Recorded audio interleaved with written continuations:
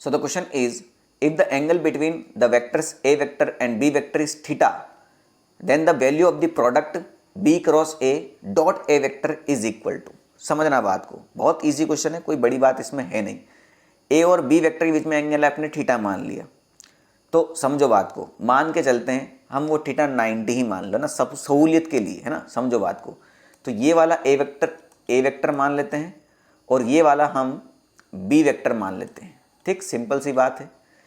तो B cross ए कहाँ होगा भैया, समझने वाली बात है। मैंने क्या बताया था आपको, बी क्रॉस ए निकालना है तो बी की तरफ रखेंगे पाम और ए की तरफ इस तरह से लेके जाएंगे, तो अंगूठा किधर जाएगा आपका, अंदर की तरफ, है ना।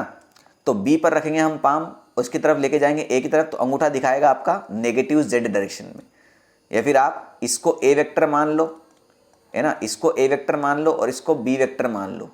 तो बी की तरफ ऐसे रखेंगे हम पाम और इसको इधर की तरफ लेके जाएंगे, तो अंगूठा किधर दिखाएगा, बाहर की तरफ। तो बाहर मतलब इधर पॉजिटिव जेड डायरेक्शन में।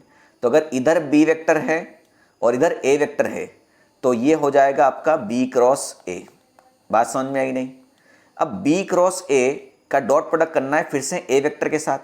तो बी क्रॉस ए जो कि जेड डायरेक्शन में है और ए वेक्टर जो कि वाई डायरेक्शन में है, इन दोनों के बीच में एंगल कितना हो जाएगा, 90 डिग्री। कितना हो जाएगा, 90 डिग्री, सिंपल सी बात है। अब दो वेक्टर जिनके बीच में एंगल 90 डिग्री हो, उन दोनों का डॉट प्रोडक्ट क्या होता है, 0। भाई ये तो क्लियर है ना आपके माइंड में। तो भाई दो वेक्टर हैं, इसको मैं कुछ भी एक्स वेक्टर मान लेता हूँ, तो एक्स वेक्टर और ए वेक्टर दोनों का डॉट प्रोडक्ट कितना होगा, जब उन दोनों के बीच में एंगल कितना है, 90 डिग्री है, तो कितना आ जाएगा इसका आंसर, 0। बात समझ में आई नहीं। अगर आप सोच रहे हैं कि सर आपने तो परपेंडिकुलर ले लिया इसलिए आंसर आ गया, नहीं बेटा।